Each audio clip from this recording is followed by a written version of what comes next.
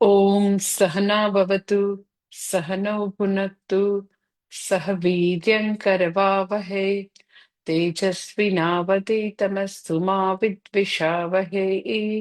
ॐ शान्ति शान्ति शान्तिः। श्रुतिस्मृतिपुराणानाम् आलयं करुणालयं नमामि भगवत्पादं शङ्करं लोकशङ्करम्। शङ्करं शङ्कराचार्यं केशवं बादरायणम् सूत्रभाष्यकृतौ वन्दे भगवन्तौ पुनः पुनः। ईश्वरो गुरुरात्मेति मूर्तिभेदविभागिने व्योमवद्व्याप्तदेहाय दक्षिणामूर्तये नमः। ॐ भगवत गीता अध्याय छठो श्लोक नंबर 26।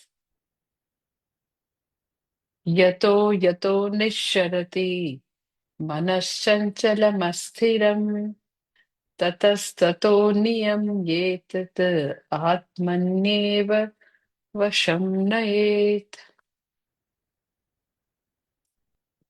ગઈકાલે આ શ્લોકમાં મેં તમને વાત કરી કે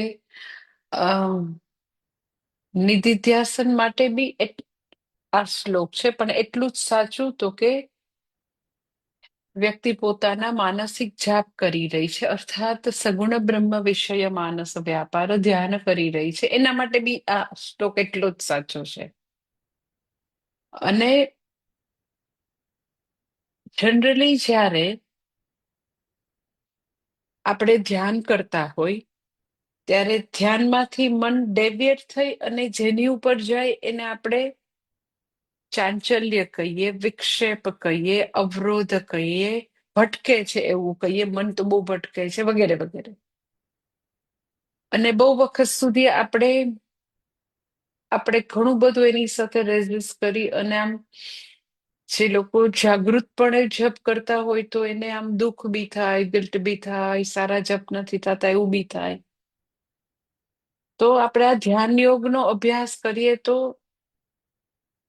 એ બધી વસ્તુ આપણને સમજાશે કે વિક્ષેપનું રૂટ કોઝ શું છે એ સમજાય, પછી બહાર કેવી રીતે આવવું એ સમજાય, મનની ગતિવિધિ સમજાય, અને ઇન ધ પ્રોસેસ ધ્યાન અને નિધિધ્યાસન બંને કરવાનું આપણામાં એક સામર્થ્ય આવે અને સારી ક્વોલિટી ના જાપ કરી શકીએ.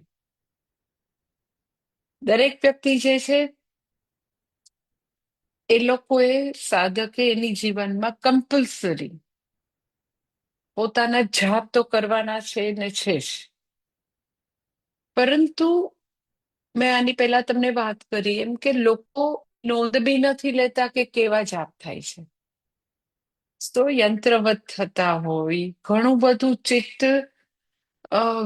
ડેવિએટ થાય છે તો ખબર બી નથી, જોકા ખાતા ખાતા થાય છે, આમ એકદમ સ્લીપી ફીલ કરતા કરતા કરીએ છીએ બી ભાન નથી રહેતું.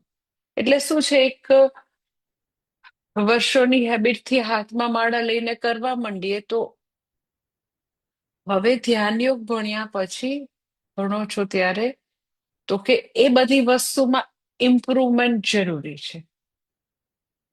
તમે વર્ષોથી કરતા હોય તો એ તો સારી વસ્તુ છે, બ્લેસિંગ છે, પણ વર્ષોથી કરતા હતા તો હવે વિથ અવેરનેસ, એ જાગૃતિ સાથે કે આપણા જપ જે છે એ કેવા પ્રકારના થાય છે, સાવ સરફેસ ઉપર થાય છે, આમ એકદમ જ ઉપર છલ્લા થાય છે, કે આપણે જયારે જપ કરીએ છીએ તો ક્યારે માળા પૂરી થઈ ગઈ ખબર ન પડે. એટલે હાસ માળા પૂરી થઈ ગઈ, હાસ નક્કી કર્યા હતા જાપ થઈ ગયા, એવું છે કે તમે ટોટલી એમાં તન્મય થઈ જાઓ છો, તમે ડૂબી જાઓ છો. સમજાય છે? અત્યાર સુધી કરતા હતા that is very good, good thing, blessing છે, તમે ચલો કરતા હતા બહુ સારું. પણ હવે ચેક કરો ભાઈ, ધ્યાન યોગ ભણ્યા પછી ચેક કરો કે તમારા જપ જે છે એનું સ્ટેન્ડર્ડ શું છે, કઈ ક્વોલિટીના થાય છે. એમ જ યંત્રવત, એમ જ હેબિચ્યુઅલ, એમ જ નામ જપ છે એનું બહુ મહત્વ છે, એટલે કર્યા કરી એમ નહીં. એટલે પેલા તો ઈ જોવાનું છે કે અ વિક્ષેપો આવે છે, ઈ આપણે નોંધવાનું છે. એટલે મેં તમને કીધું કે કાં તો ખૂબ જ મન વિક્ષેપ આવે છે તો ભટકે છે, ઓર એકદમ ઊંઘ જેવું આમ એકદમ સ્લીપીનેસ કે ઊંઘ આવી જાય કે એવું આમ એકદમ જ એવા અ, વ્યક્તિ રિલેક્સ થઈ જાય તો આમ લૂઝ થઈ જાય સાવ. તો એને પોતાને ખબર ન હોય કે કેટલા પારા એમનેમ જ જતા રહ્યા. તો હવે એકદમ જાગૃત રહીને જપ કરવાના, ડેફથી કરવાના, અને જ્યાં આગળ વિક્ષેપ આવે છે એનો હવે અત્યારે અહીંયા ભગવાન ઉપાય આપે છે. હવે જે ગુરુ મંત્રના, જે સગુણ બ્રહ્મના, જે ભગવાનના તમે જાપ કરી રહ્યા છો, પેલા એની હું વાત કરી દઉં, પછી નિધિધ્યાસનની વાત કરીશ.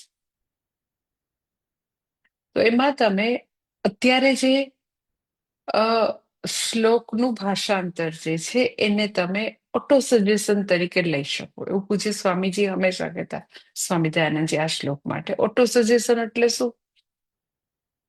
તો કે તમે મંત્ર જાપ કરવા બેસો ત્યારે તમે તમારી જાતને આવી રીતે સજેશન આપો. That is auto suggestion. મનને આપો કે જ્યારે જ્યારે મારું મન જાશે તો હું એને ત્યાં એ નિમિત્તમાંથી પાછું લઈ આવીશ. એટલે આપણે જાપ કરવા બેસીએ તો સીધી સમાધિ લાગી જવાની નથી, કે મન કશે જાય જ ને એવું થવાનું નથી. પણ હવે તમે તમારા મનને ઓટો સજેશન શું આપ્યું કે ઓકે, જ્યારે જ્યારે મારું મન જાશે તો હું એને, જે છે ને, યતઃ યતઃ ચંચલમ અસ્થિરમ મનઃ નિશ્ચરતિ તતઃ તતઃ એતત, અહીંયા આત્મની એવમ વશમ નયત, એને બદલે આપણે આપણા ધ્યેયમાં એને પાછું લાવશું. જે નિમિત્તથી મારું મન ધ્યેયથી ડેવિયર થશે, ધ્યેયથી દૂર જશે, તો એ નિમિત્તમાંથી પાછું હું એને ધ્યેયમાં પ્રસ્થાપિત કરીશ. એવું પોતાના મનને એવું સજેશન આપીને જપ ચાલુ કરવાથી જપની ક્વોલિટી સુધરશે. કે મારું મન જે નિમિત્તથી જશે ત્યાંથી હું પાછું લાવીને પાછું ધ્યેયમાં સ્થાપિત કરીશ. એટલે આ આખો શ્લોક જે છે એવી રીતે સગુણ બ્રહ્મના ધ્યાન પરક આવી રીતે લઈ શકાય કે ઓટો સજેશન ની વાત અહીંયા ભગવાને કરી છે. પછી એ જ વસ્તુ હજી જે નિધિધ્યાસનમાં લાગુ પડે છે, બીજી વસ્તુ જે મેં ગઈકાલે કીધી, એ જ વસ્તુ તમે ધ્યાન માટે પણ લઈ શકો. કે આજ સુધી જ્યારે આપણે જપ કરતા હોય ત્યારે ભગવાનના નામ સિવાય, રામ ભગવાનના જપ કરતા હોય, કૃષ્ણ ભગવાનના કરતા હોય, શિવજીના કરતા હોય, તો એ ભગવત નામ સિવાય મન દુન્યવી વિષયમાં કે વ્યક્તિમાં જાય ત્યારે આપણે એને આજ સુધી વિક્ષેપ કહેતા હતા, કે એ ચંચળતાને કારણે હવે ભગવાનથી દૂર થયું. બરાબર સમજો કે ભગવાનથી દૂર થયું. હવે એકચ્યુઅલી પૂછો તો ભગવાનથી કોઈ દૂર થઈ જ ન શકે. શા માટે દૂર ન થઈ શકે? તો કે સમગ્ર બ્રહ્માંડના કણકણમાં ઈશ્વર તો વ્યાપ્ત છે. એટલે મારું મન કૃષ્ણ ભગવાન કે રામ ભગવાન કે શિવજી ના નામ સ્મરણથી હવે બીજા કશાકમાં ગયું. મેં ગઈકાલે તમને કીધું કે ધારો કે પીકોક ઉપર ગયું, એનો અવાજ સાંભળ્યો તો, કે કોયલના અવાજ ઉપર ગયું, તો એ અવાજ, એ પક્ષી, એ વ્યક્તિ, એ વિષય, એ શું ભગવાનથી જરાય દૂર છે? એ પરમ ચૈતન્ય જે છે, ચૈતન્ય, ચૈતન્યથી કઈ જડ કે ચેતન વસ્તુ, જડ વસ્તુ પણ, તમે કે મારું મન તો છે ને પછી ટેબલ ઉપર ગયું, કારણ કે નવે નવું ટેબલ હતું ને તો મને એવું લાગ્યું કે એકદમ ઘીસરકો પાડી દેશે. પછી ત્યાં એટલું જોશ જોશથી ઈ લોકો બારણાને આમ બાંગ કરતા હતા ને, બેલ નહોતી વાળતી, તો મારું મન તો બારણામાં ગયું. હે ભગવાન, આ મારું નવે નવા બારણા ટાળી નાખશે આ લોકો, ખરાબ કરી નાખે. મારું મન તો બારણામાં ગયું. ઓકે, તો જડ પદાર્થ હોય કે ચેતન પદાર્થ, બધે ચૈતન્ય સ્વરૂપે તો કે ઈશ્વર વ્યાપ્ત છે. આપણો ભગવાન એવું નથી કે ખાલી ચેતનમાં જ હોય, વૃક્ષમાં હોય, પશુ પંખીમાં હોય, મનુષ્યમાં હોય, પછી થાંભલામાં ન હોય હો અમારો ભગવાન. તો એ આપણી જે ભ્રમણા છે એ દૂર કરવા માટે નૃસિંહ અવતારની આખી કથા છે કે થાંભલામાં તારો ભગવાન છે, તો એમાં છે. તો જ્યારે બી મન ભગવત નામ સિવાય કોઈ દુનિયાની નિર્જીવ કે સજીવ, સોકોલ નિર્જીવ કે સજીવ વસ્તુમાં મન ગયું, શું કામ જાય છે તો એ આપણને ખબર છે કે અંદર બધી મેમરી છે, બધા રાગ દ્વેષ છે. અને એના માટે આદિ શંકરાચાર્યજી એ શબ્દ આપ્યો સ્વભાવ દોષાત. યતઃ યતઃ યસ્માત નિમિત્તાત શબ્દાદેહે નિશ્ચરતી નિર્ગચ્છતિ. શું કામ? તો કે સ્વભાવ દોષાત. એટલે અનકોન્શિયસ, સબકોન્શિયસમાં જે બધી મેમરીનો ઢગલો છે એને કારણે મન ભગવત નામ સિવાય કશેક ગયું, સજીવ નિર્જીવ પદાર્થની અંદર, વ્યક્તિની અંદર. તો હવે આપણે વિક્ષેપને ધ્યાનનો વિષય બનાવીએ છીએ. એટલે અહીંયા ભગવાન એક બહુ જ ક્રાંતિકારી વસ્તુ કહે છે, એકદમ ક્રાંતિકારી, કે આજ સુધી મને વિક્ષેપનો વાંધો હતો, હવે વિક્ષેપને ધ્યાનનો વિષય કેવી રીતે બનાવ્યો?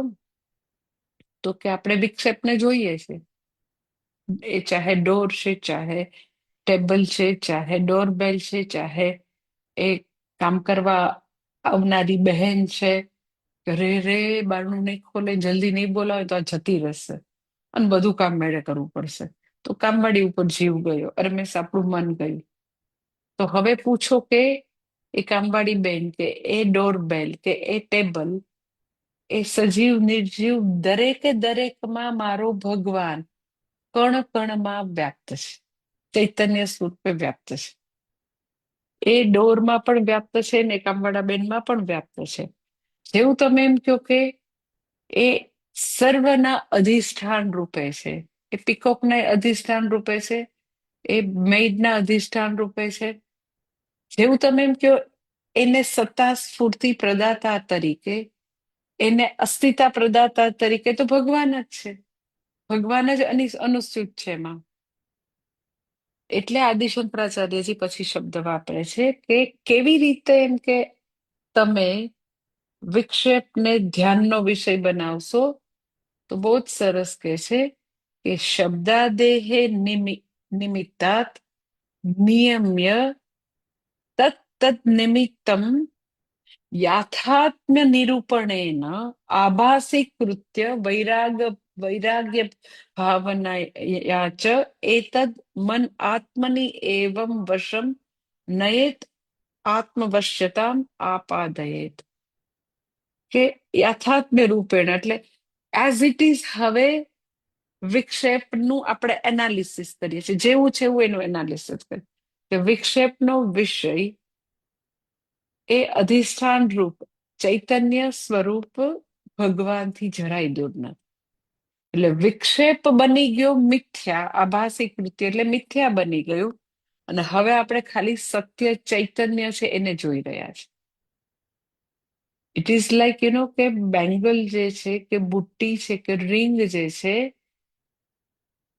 એ ખરેખર તો કે સુવર્ણથી છે. એટલે હવે મારું ધ્યાન અધિષ્ઠાનમાં ગયું, એટલે નામરૂપ જે છે એ થઈ ગયા આભાસી કૃત્ય, મિથ્યા બની ગયા. એટલે જે વસ્તુઓ જે છે એ નામરૂપ છે, આભાસી કૃત્ય છે, મિથ્યા છે. વસ્તુને અધિષ્ઠાન, સત્તા સ્ફૂર્તિ, જેમ આ બધા ઓર્નામેન્ટ્સનું સત્તા સ્ફૂર્તિ પ્રદાતા અધિષ્ઠાન કે સત્ય શું છે? તો કે સુવર્ણ. એમ અહીંયા બી જે છે જ્યાં જ્યાં મને લાગે છે કે દેટ ઇઝ વિક્ષેપ, પણ એ વિક્ષેપનો આધાર, વિક્ષેપનું સત્ય પરબ્રહ્મ છે.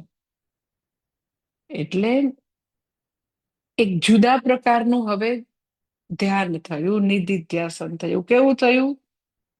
તો પૂજ્ય સ્વામીજી એને ખુલ્લી આંખની સમાધિ કહેતા, કે દેહાભિમાને ગલિતે વિજ્ઞાતે પરમાત્મની યત્ર યત્ર મનો યાતિ તત્ર તત્ર સમાધયઃ. દેહાભિમાને ગલિતે વિજ્ઞાતે પરમાત્મની યત્ર યત્ર મનો યાતિ તત્ર તત્ર સમાધયઃ. આ બીજી લાઈન જે છે શ્લોકની એ બહુ જાણી છે. યત્ર યત્ર મનો યાતિ તત્ર તત્ર સમાધયઃ.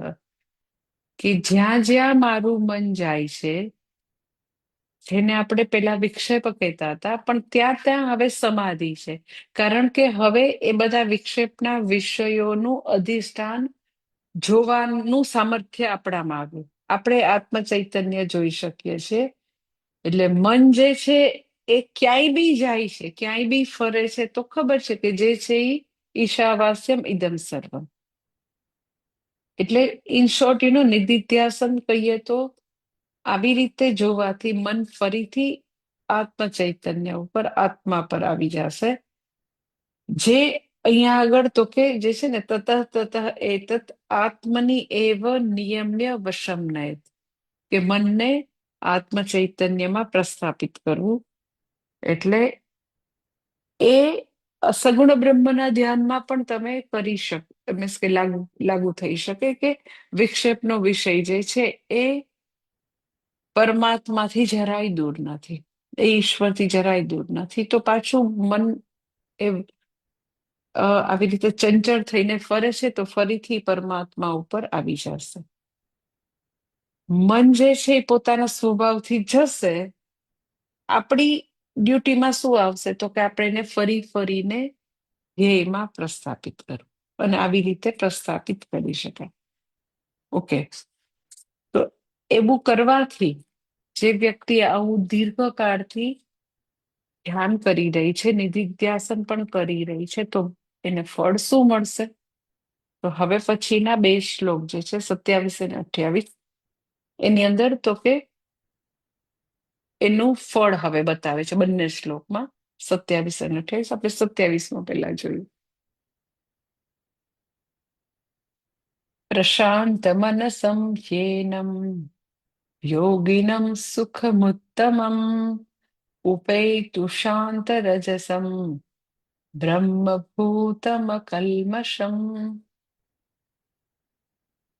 કે છે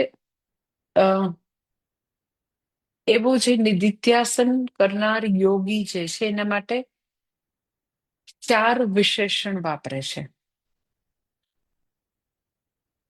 પ્રશાંત મનસમ, શાંત રજસમ, અકલ્મષમ, બ્રહ્મભૂતમ. આવા 4 વિશેષણ વાપરે છે.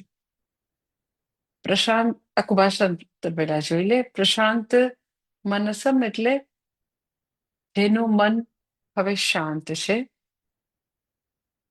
પછી શાંત રજસમ એટલે જેના જીવનમાંથી તો કે હવે રજસ જે છે એ શાંત થઈ ગયો છે, અર્થાત સર્વ અશુદ્ધિ દૂર થઈ ગયેલ છે. થર્ડ થિંગ, અકલ્મષમ એટલે કાલુષ્ય અથવા તો દોષો જેના જીવનમાંથી દૂર થઈ ગયા છે. And fourth thing, that is બ્રહ્મભૂતમ, જે પોતે બ્રહ્મ સ્વરૂપ છે. એના માટે કે છે એનમ યોગિનમ હિ ઉત્તમમ સુખમ ઉપયતિ. આવો યોગી જે છે એને તો કે ઉત્તમ સુખ એની પાસે પહોંચે છે.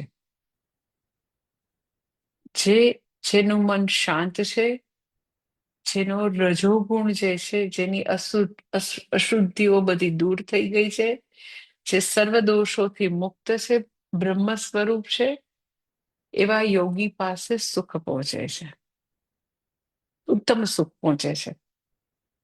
ઉપેતુ શાંત રજસમ એનમ યોગિનમ હિ ઉત્તમમ સુખમ ઉપેતિ.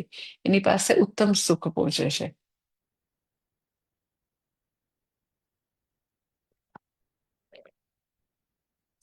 એટલે અહીંયા આગળ તો કે આવી રીતે ધ્યાનનું ફળ કરે આપે છે. ઘણા લોકોને મેં એવું જોયું છે કે આમ શ્રવણ કરવાનું હોય તો ગમે, પછી બહુ બહુ તો કોઈ વાર એમ કે પૂજા કરવી ગમે, પણ વાંચવું ગમે, કઈ બી એમ કે ભગવદ્ ગીતા ન બધી વ્યાખ્યાન વાંચવી, સાંભળવી ગમે. પણ ઘણા એવા મેં જોયા છે કે એ લોકોને આમ મન એવું ગ્રોસ હોય, આમ થોડું સ્થૂળ, તો એને બહુ જ જપ કરવા ન ગમે, એટલે ધ્યાન કરવું ન ગમે. તો ખાલી શ્રવણ કરશે, ધ્યાન નહીં કરે. એટલે અમુક વર્ષો શ્રવણ કર્યા પછી એ ખૂબ જ જરૂરી છે કે વ્યક્તિ ધ્યાન અને નિધિધ્યાસન એ બે એના લાઈફમાં આવે. ખાલી શ્રવણ જે છે ને, જે ધ્યાન જે છે, નિધિધ્યાસન છે, એકચ્યુઅલી શ્રવણનું એક્સટેન્શન છે. નિધિધ્યાસનની અંદર નવા જ્ઞાનનું કઈ સર્જન નથી થતું. સમજાય છે? આપણે જે બહુ બધા વર્ષોથી શ્રવણ કરતા હોય, પછી ઘણા થોડા સિન્સિયર હોય તો અ, એની નોટ બી લખે, બીજી વાર બી સાંભળે, ત્રીજી વાર બી સાંભળે, પણ આમ એક્ઝેક્ટલી એ ધ્યાન કરવું, નિધિધ્યાસન કરવું, એનું બહુ મહત્વ ન સમજાય. તો એટલે એના માટે છે ને, આ મન થોડું વધારે શાંત, સૂક્ષ્મ અને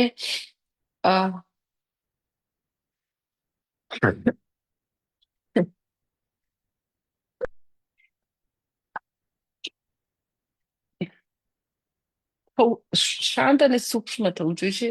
ભગવાન અહીંયા આટલા બધા વિશેષણ આપે છે ને, કે શાંત રજસમ, અકલ્મષમ, પછી પ્રશાંત મનસમ. તો મેં આ બહુ જ જોયું છે કે લોકોને બહુ પૂજા પણ એટલું બધું એમાં કમિટમેન્ટ ના આવે, માળા કરવામાં ના આવે, ધ્યાન કરવામાં ના આવે, નિધિધ્યાસન તો પછી બહુ દૂર છે. તો મારે તમને એ કહેવું છે કે જ્ઞાન ત્યારે થશે, દેટ ઇઝ શ્રવણ, મનન, નિધિધ્યાસન ત્રણેય જોશે. અને નિધિધ્યાસન જે છે એ સગુણ બ્રહ્મના જાપ થશે, પછીથી એવું સામર્થ્ય આવશે કે વ્યક્તિ નિધિધ્યાસન કરી શકે. એટલે મને આમ ખ્યાલ છે, હું કોઈમ્બતુર ભણતી ને તો અમુક લોકો પૂજ્ય સ્વામીજીને પૂછતા એવી રીતે કે એ જયારે અમને લોકોને નિધિધ્યાસન, ગાઈડેડ નિધિધ્યાસન એ બોલે, એટલે ધ્યાન કરાવડાવે ને, મીન્સ કે અમે લોકો ધ્યાન અટેન્ડ કરતા હોય, તો અમુક લોકો એવું પૂછતા હોય કે તમે જે ભણાવો છો ખુલ્લી આંખે લેક્ચરમાં, એ જ તો તમે ધ્યાનમાં આપ્યો છો, તો અમે એના કરતા એમાંથી ન ભણી લઈએ.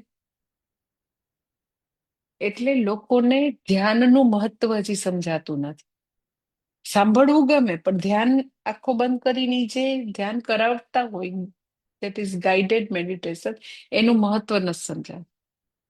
ત્યારે પૂજ્ય સ્વામીજી એવો જવાબ આપ્યો હતો કે તમે કેટલા વર્ષો સુધી શ્રવણ કરો ને, તો બી અમુક વસ્તુઓ જે છે, અમુક ટેન્ડન્સી બદલાતી નથી. અમુક વસ્તુઓ જે છે એ અ શ્રવણ કરવા છતાં પણ આપણામાં બદલાવ નથી આવતો. લાઈક હું તમને એક્ઝામ્પલ આપું કે આપણે કેટલી વાર એમ કેવું સાંભળ્યું હોય કે સુખ જે છે એ સ્વથી બહાર નથી. પછી એમ કે હું શરીર નથી, શરીર મારા માટે દ્રશ્ય છે, મારા માટે મન પણ દ્રશ્ય છે, ઇન્દ્રિયો પણ દ્રશ્ય છે, આ બુદ્ધિ પણ દ્રશ્ય છે, સંકલ્પ વિકલ્પ પણ દ્રશ્ય છે, એ બધું હું નથી. હવે કેટલી વાર આ બધી વસ્તુ સાંભળી છે, તો બી આપણે એ રીતે એ આપણને એક્ઝેક્ટલી આપણે એને ઓનઅપ કરીએ અને એ રીતે વ્યવહાર થતો નથી. આપણે ફરી ફરીને આપણી જાતને આ જ બધું શરીર મન બુદ્ધિ ઇન્દ્રિય માનીએ, ફરી ફરીને આપણે સુખ માટે તો કે બાર જગત તરફ જ જોયા કરતા હોય.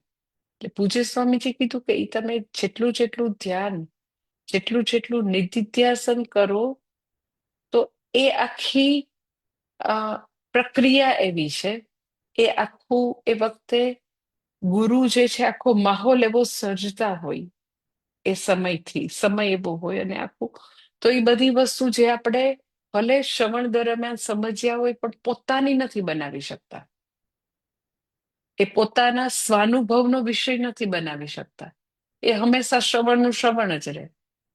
એટલે મનન પછી નિધિધ્યાસન એ આપણે કરેલા શ્રવણને પોતાનું બનાવવાની પ્રક્રિયા છે, ઓનઅપ કરવાની પ્રક્રિયા, કે હા એ મારો વિષય છે, એટલે એ જરૂરી છે.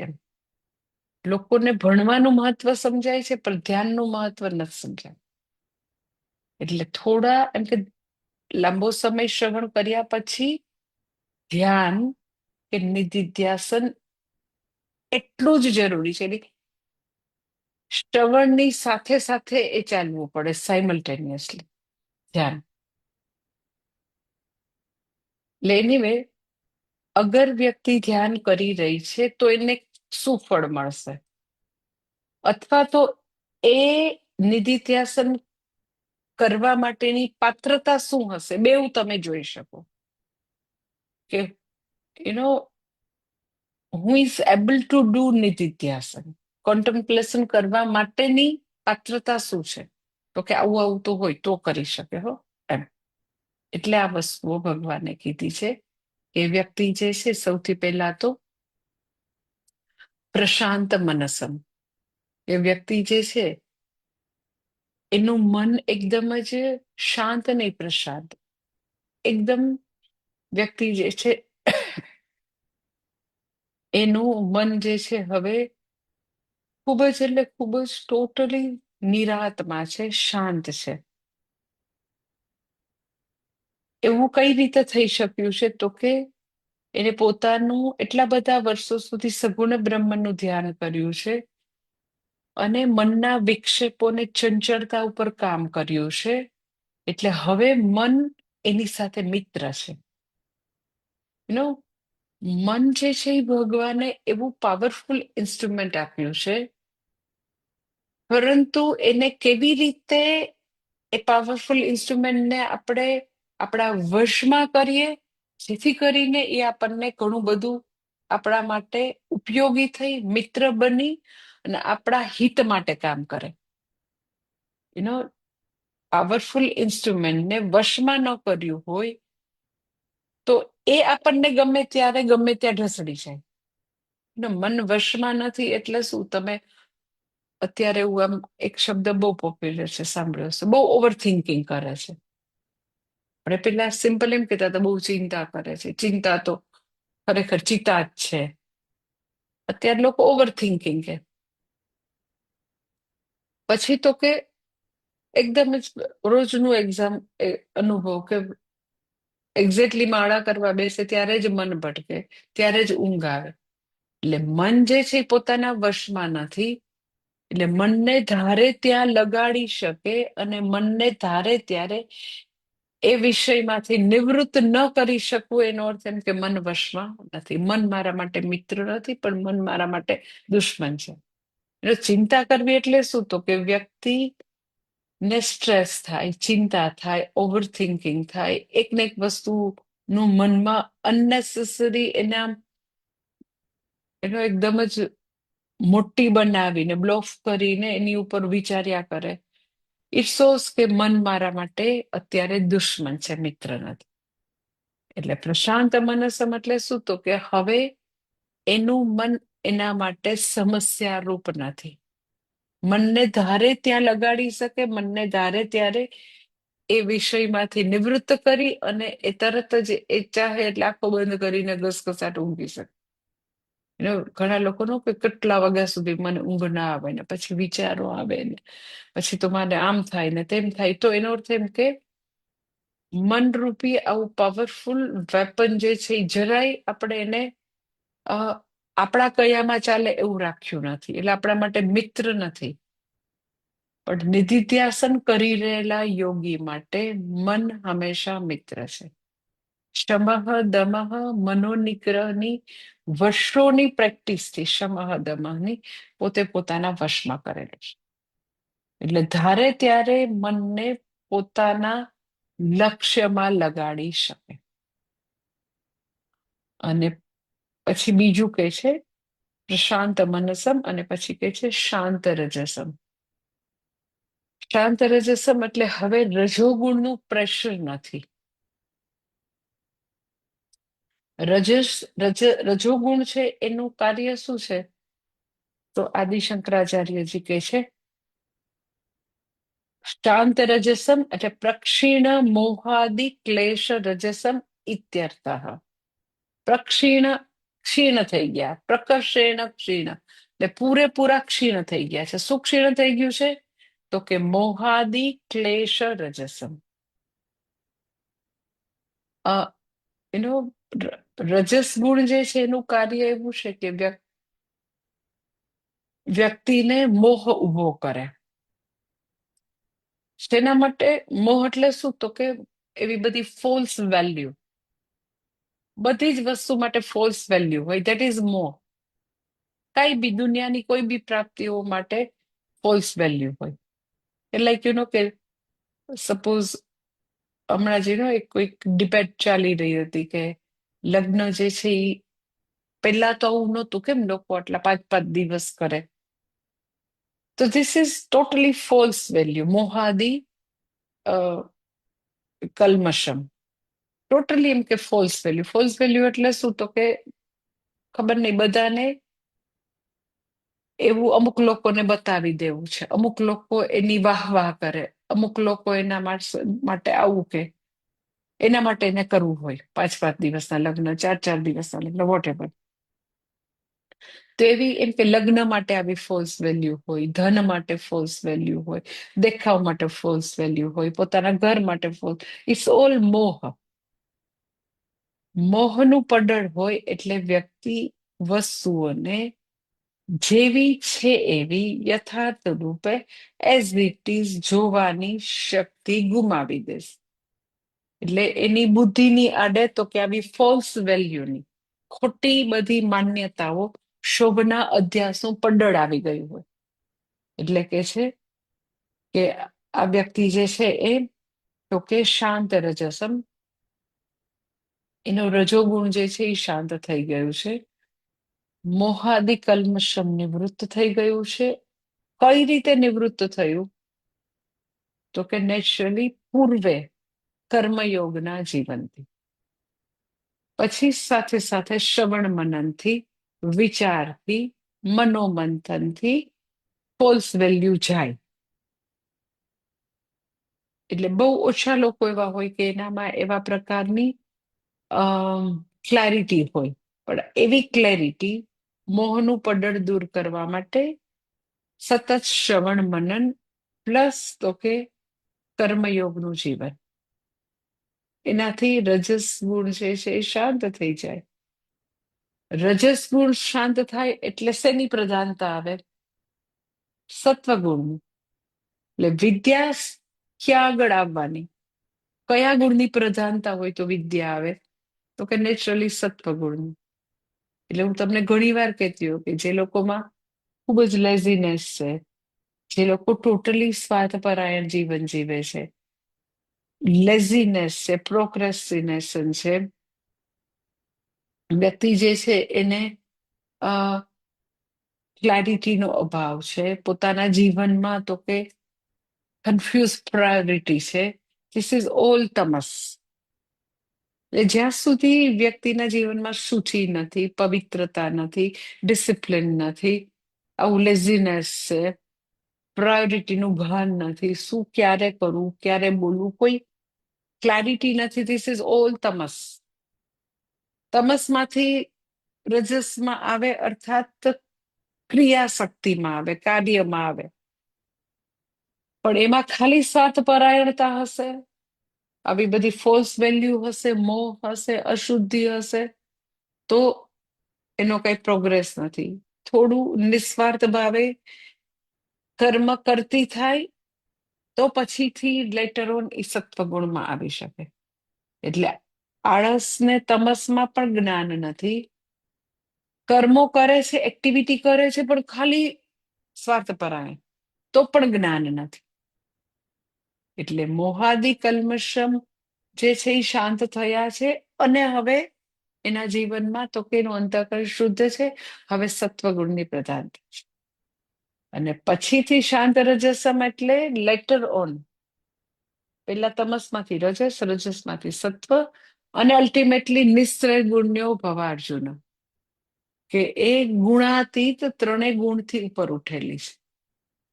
દેટ ઇઝ શાંત રજસમ.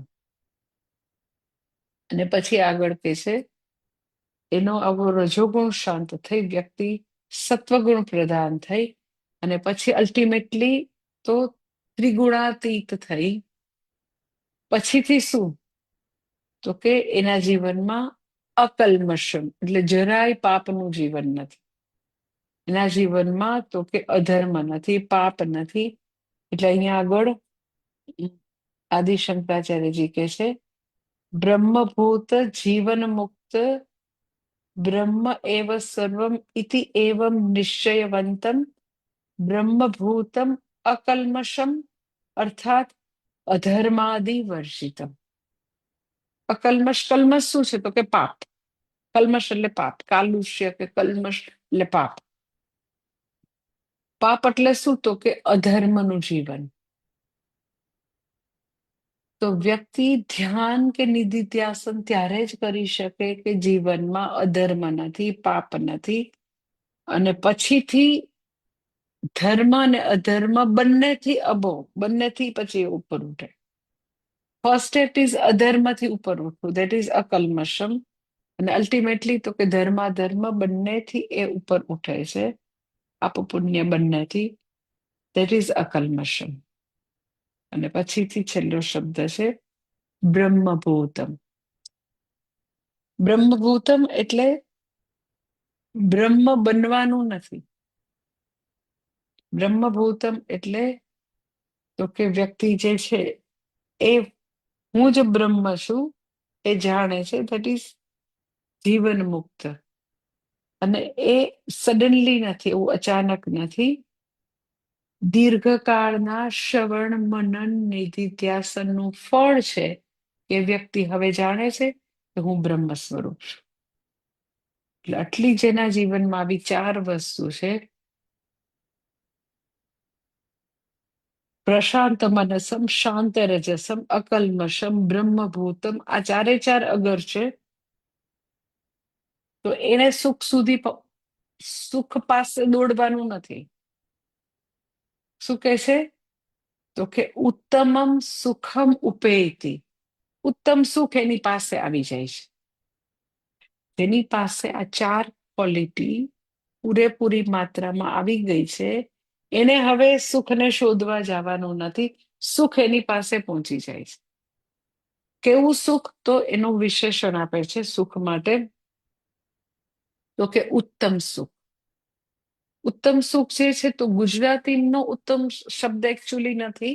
અહીંયા ઉત્તમ સુખ એટલે કેવા એવું માંગે છે નિરતિશય સુખ. ઉત્તમ સુખ એટલે નિરતિશય સુખ એટલે શું? તો કે જે સુખની સરખામણી ના થાય. સાતિશય એટલે જેની કમ્પેરિઝન થઈ શકે, નિરતિશય એટલે એની સરખામણી ન થઈ શકે.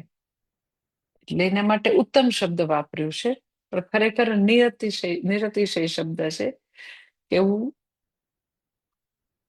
એના જેવું એ કઈ સુખ નથી, અદ્વિતીય છે એવું ઉત્તમ, મહાન, પરમ સુખને આ વ્યક્તિ, પરમ સુખ એના સુધી પહોંચે છે.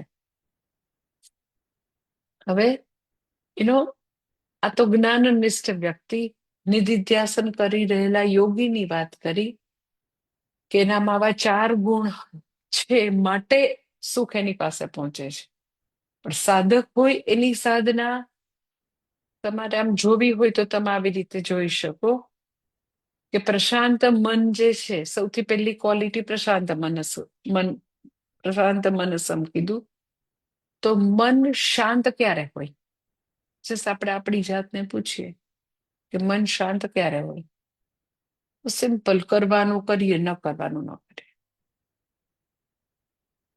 જનરલી મન એટલું બાકડા જેવું છે કે ન કરવાનું એને મન થાય, અને કરવાનું જે છે એના માટે પોતાને બહુ પોતાની જાતને પ્રેશર કરવું પડે, બહુ મનાવવું પડે, દબાણ મૂકવું પડે.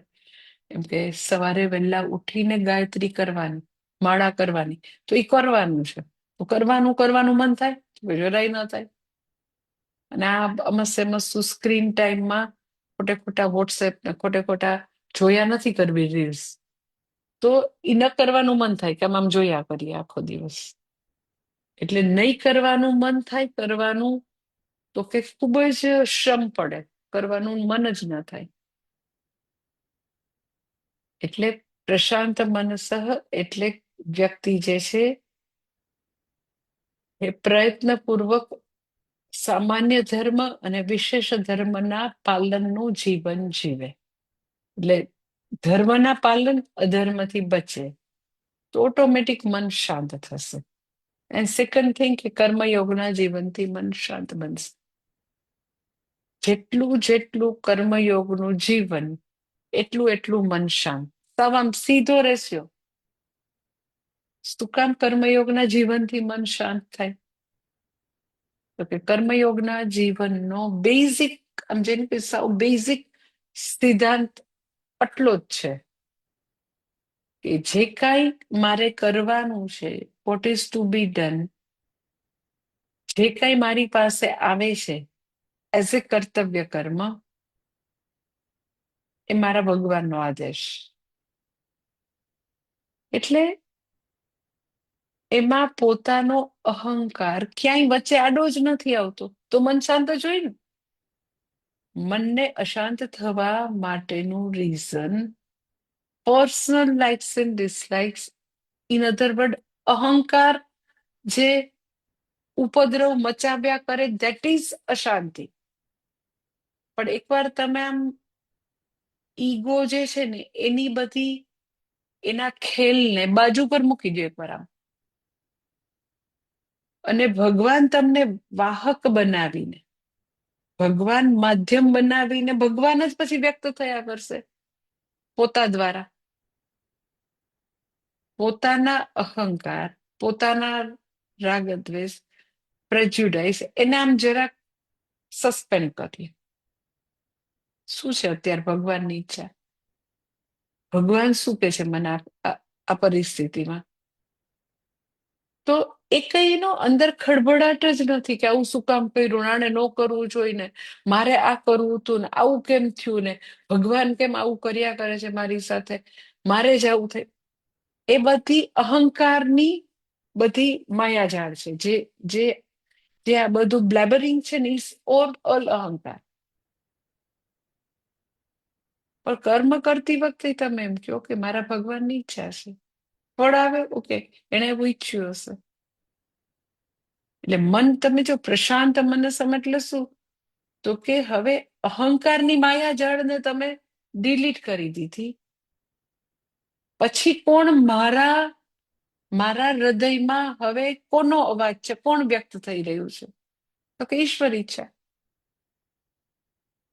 આપણને જે તે પરિસ્થિતિમાં જે કરવાનું છે એ હું ખુશી ખુશી આપણે કરતા જ રહીએ. પણ આપણે ખુશી ખુશી નથી કરતા, આપણે બહુ જ બધું એમ ફરિયાદ સાથે, કકડાટ સાથે, બોલ કરીને કરીએ. ધેટ ઇઝ અશાંતિ. જો ને અમારે કરવું પડે છે, કેટલું છે, અરે ક્યારે ખૂટશે, પણ મારે તો ટાઈમ જ નથી, મારે આજે રજા નથી, મારાથી આ કેવી રીતે થશે, આ ક્યારે પૂરું થશે? It's all when it is your duty, it is કર્તવ્ય કર્મ, તો એ રૂપે ભગવાન વ્યક્ત થઈ રહ્યો છે. એમાં મારા આવા બધા બ્લેબરિંગ, આ બધું મારું કકડાટ ને ક્યાં સ્થાન છે? જેટલો ફરિયાદ, કકડાટ, બોલ કરીએ છીએ, કર્તવ્ય કર્મ વિશે સંતપ્ત થયા કરીએ છીએ, એની તો અશાંતિ છે. એટલે તમે જુઓ કે કર્મયોગના જીવનથી સાધક જે છે એ પોતાના જીવનમાં પ્રશાંત મનસઃ કેટલું સરસ લાગે છે. હું તો ભગવાનના હાથની કઠપૂતળી છું.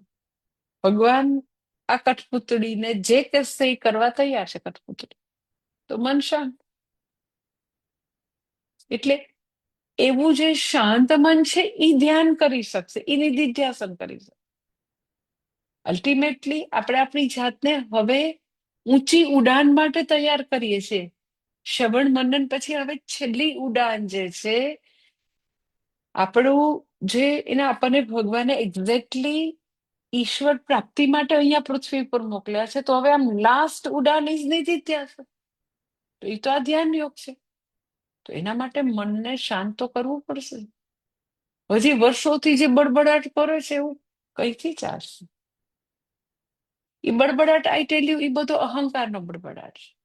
એટલે પ્રભુ ક્યાં અંદર બિચારો એ શું બોલે તમે મને કહો? અંદર પરમાત્મા ને જીવાત્મા બે છે એનો દરેકના હૃદયમાં. હવે જીવાત્માએ જ આખે આખું ટોટલ એન્ક્રોચમેન્ટ કરીને પચાવી પાડ્યું છે. કાંઈ ભગવાનને બિચારાને બોલવા જ નથી. એટલે કહું છું કે જીવ ભાવ જે છે ને, અહંકારના સામ્રાજ્ય, એને થોડો વખત સસ્પેન્ડ કરે તો બિચારો પરમાત્મા બોલે ને, કઈક અંદર બેઠો છે.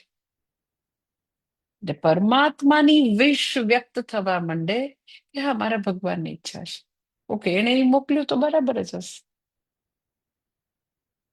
એટલે કર્મ કરતી વખતે અને કર્મનું ફલ પ્રાપ્ત થાય દરેક વખતે એ ભગવાનના અનસીન હેન્ડ્સને અગર જોઈ શકીએ, then it is પ્રશાંત મનસ. સો કર્મયોગનું જીવન એ કેટલું મસ્ત છે, કેટલું કેટલું બ્યુટીફુલ છે. અને એની વિના નિધિધ્યાસન નય જ થાય. અને નિધિધ્યાસન જે છે એ શ્રવણનું એક્સટેન્શન છે, પણ એની વિના મુક્તિ નથી. નિધિધ્યાસન જે છે એ કરેલું શ્રવણની બધી જ હકીકતોને પચાવવાની પ્રક્રિયા છે, પોતાનું બનાવવાની પ્રક્રિયા છે, વ્યવહારમાં જોવાની પ્રક્રિયા છે. શ્રવણ તો એમનેમ જ રહે છે. એટલા માટે હવે એને ઓનઅપ કરવા માટેની આ બધી પ્રક્રિયા છે. તો એની આડે મન હજી શાંત નથી, તો શાંત બનાવીએ થ્રુ કર્મયોગ. અને આવી રીતે સામાન્ય ધર્મ અને વિશેષ ધર્મ બંનેના પાલન વખતે પ્રભુને જોયા કરીએ. પ્રભુનો આદેશ, પ્રભુએ મને ફલ મોકલ્યું છે, તો મન શાંત રહેશે. પછી કે છે શાંત રજસમ. આ બધું સાધકની સાધના માટે. પ્રશાંત મન ધર્મના જીવનથી. શાંત રજસમ કેવી રીતે? તો કે વ્યક્તિ જે છે આના જીવનમાં ખૂબ જ રાગ દ્વેષ, ખૂબ જ બધા આગ્રહો, ખૂબ જ એના જીવનમાં પૂર્વગ્રહોને જડતા, દેટ ઇઝ એનો રજોગુણ છે એ હજી આમ શાંત નથી થયું. એટલે કેના જેવું છે કે જ્યાં સુધી આવું રજોગુણ જે છે આટલું બધું, એનું જોર એટલું બધું છે, તો આત્માનું દર્શન ઢંકાઈ જાય. ઇટ ઇઝ લાઈક વિન્ટર હોય ને, ગઈકાલે બધા ન્યૂઝમાં જોયું હશે કે દિલ્હીથી આવતી લગભગ 100 ઉપર ફ્લાઇટ કાલે કેન્સલ કરી. દિલ્હીથી આવતી 100 ઉપર ફ્લાઇટ કેન્સલ કરી. શું કામ? તો કે ફોગને કારણે એ ટેક ઓફ કરી જ ન શકી, કારણ કે વિઝિબિલિટી મળતી જ નહોતી પાયલટને. એટલે 100 ઉપર ફ્લાઇટ ગઈકાલે કેન્સલ કરી. એમ તો કે જ્યાં સુધી રજસ ગુણનું સામ્રાજ્ય છે ને, તો આત્મતત્વની વિઝિબિલિટી મળવાની જ નહીં, દેખાવાનું જ નહીં. પરમાત્માનું દર્શન કરવા માટે ક્રિસ્ટલ ક્લિયર વિઝિબિલિટી તો જોઈ ને, ભગવાન દેખાય ક્યાંથી? તો જેમ ફોગ હોય એટલે પેલા પાયલટને ન દેખાય, એમ રજોગુણનું સામ્રાજ્ય છે, નહીં દેખાય, પરમાત્મા નહીં દેખાય. એટલે પરમાત્માના દર્શન કરવા માટે રજોગુણે શાંત થવું પડે. પણ એવી અંદર સ્વાર્થપરાયણતા, મારા તારા ને પછી એવી જ અંદર બધી મોહાદી કલ્મશમ, અર્થાત બધી ફોલ્સ વેલ્યુ દેખાડી દેવું, ઓલાને કહી દેવું એને તો પછી મેં આમ કરી દીધું, એ હજી રજસ ગુણનો ઉકળાટ, ખળબળાટ હોય તો ભગવાન દેખાય નહીં. એટલે એ આવું મોહરૂપી ધુમ્મસથી તો કે બુદ્ધિ ઉપર આવરણ છે તો ભગવાન દેખાતા નથી. એટલે અગેન મોહાદિ કલ્મશમની નિવૃત્તિ પણ તો કે કર્મયોગના જીવનથી થશે. એટલે કે છે કે પ્રશાંત મનસમ શાંત રજસમ, અને પછી બીજા બે કે છે અકલ્મશમ અને બ્રહ્મભૂતમ, કે સાધક જે છે એના જીવનમાં કલ્મશ અર્થાત પાપનું કે અધર્મનું જીવન ન હોય. એ વ્યક્તિ જે છે એ તો કે અધર્મથી ઉપર ઉઠેલી હોય ને ધર્મનું જીવન જીવતી હોય. તો પછી બ્રહ્મભૂતમ અર્થાત હું એ પરબ્રહ્મ છું એ વસ્તુ જે છે એ બરાબર સમજી શકશે, અને ઈશ્વર સાથેનું ઐક્ય જે છે અદ્વૈત દર્શનની શક્તિ તો આવશે. અને હવે ભગવાન, મેં તમને કીધું 27 અને 28 બંનેમાં નિધિધ્યાસનનું ફળ કે છે. અહીંયા એવું કે છે કે યોગી જે છે એની પાસે સુખ પહોંચે છે. અને હવે પછી 28માં કે છે કે યોગી જે છે અનંત સુખને પામે છે. એટલે બંને શ્લોક એસ સચ કહેવાનું તાત્પર્ય એક છે કે નિધિધ્યાસનનું ફળ અલ્ટિમેટલી જ્ઞાન પ્રાપ્ત કરી રહ્યા છીએ આપણે, તો ફળ શું છે તો કે પરમ સુખની પ્રાપ્તિ. કેવી રીતે? તો એ 28માં શ્લોકમાં સમજાવે છે. નેક્સ્ટ સેશનમાં જોઈ લઈશું. ઓમ પૂર્ણમદ પૂર્ણમિદમ પૂર્ણાત પૂર્ણમુદચ્યતે પૂર્ણસ્ય પૂર્ણમાદાય પૂર્ણમવશિષ્યતે. ઓમ શાંતિ શાંતિ શાંતિ. હરિ ઓમ શ્રી ગુરુભ્યો નમઃ. હરિ ઓમ.